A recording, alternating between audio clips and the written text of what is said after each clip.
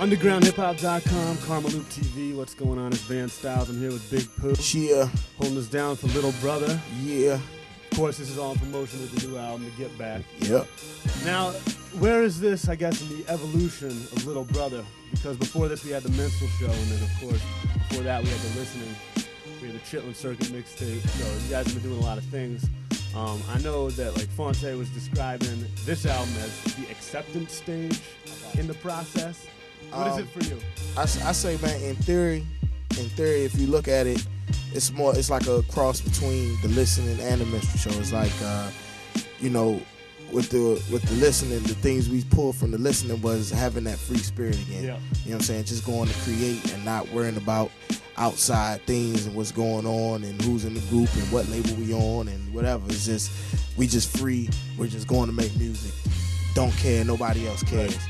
For the Minstrel Show, it's just like we pulled, you know what I'm saying, the lessons that we learned from the Minstrel Show. Yeah. You know what I'm saying? All the things we went through, the industry things, group things. Atlantic Records. Yeah, talking about that. It's not only the acceptance stage, it's like the exhale stage. You know what I'm saying? It's like you've been waiting to exhale. Yeah.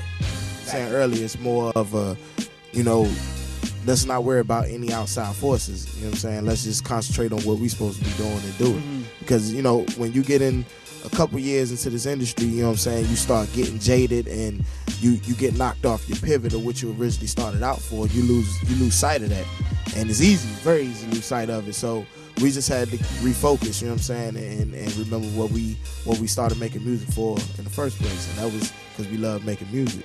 And once we got back to that point, then it is. Talk about how it all started off, Little Brother getting together back when Ninth Wonder was in the group not too long ago. We all met in 1998, 1999, North Carolina Central, Durham, North Carolina. The other schools in Durham besides Duke, you know what I'm saying? But we all met, man. The music brought us together. We was all fans of some of the same music, and, that was our common bond, our common interest. And we later on found out Ninth made beats. He found out I rhymed, and you know what I'm saying? We didn't start Little Brother in 1998. Little Brother didn't come about until 2001, but the seeds were planted in 1998. Now, before you were, making money out of hip hop, what are some of the stuff you were doing that we can relate to? Man, you work in the record store. I had like 14 different jobs. I actually sat there and counted, and I might have missed one 14. or two.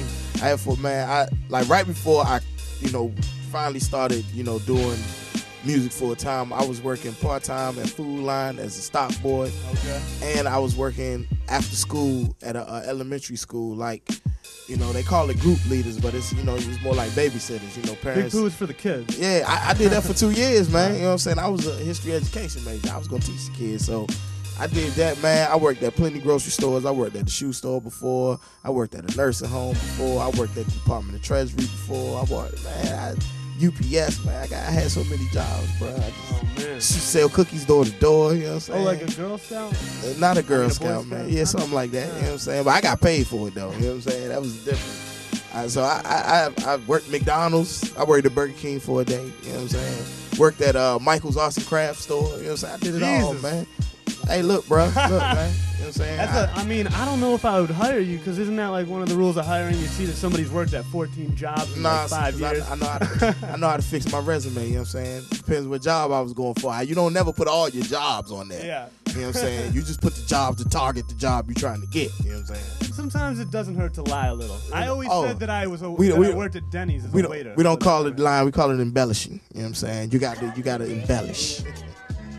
I was a host, not a waiter. Hey, but I wanted to be a waiter. Who actually going to take the time to go find out? You're damn right. Nobody. That's my point. You know what I'm saying? You got to know how to dress that up. You know what I'm saying?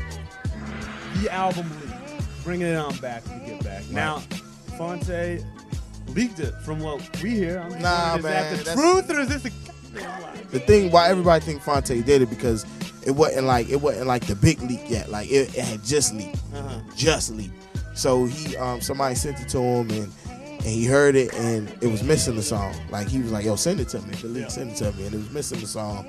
And once he saw it was missing the song, he was just like, "Well, fuck it, it's out now. You're gonna get it somewhere or another. Like, might as well get the whole thing for me. Get it like how it's supposed to be." You know what I'm saying? And so when he did that, that kind of it looked like he was the first person to leak it. And my man Bun B hit me up like, yo, is it true Tay leaked that? I was like, nah, man. And people like, Bun B was not happy about that. I don't know. He's not even in the group. I think he was more shocked. Like, nigga, y'all leaked your own album? Like, that's very ballsy. You know what I'm saying? I was like, nah, I had leaked before, but you know, people. But now you guys get the credit. You guys get the press because we get the credit for it. You know, it's like, yo, they gangster. They leaked their own record. Having people just started, you know, shit we ain't even say. They was having so many problems with their label and they got pushed back and they was upset. So they just leaked their own album. And, you know, I mean, hey, fuck it. Y'all like it, run with it. You know what I'm saying? Yeah, I got the leaked version. Hey, it's all good.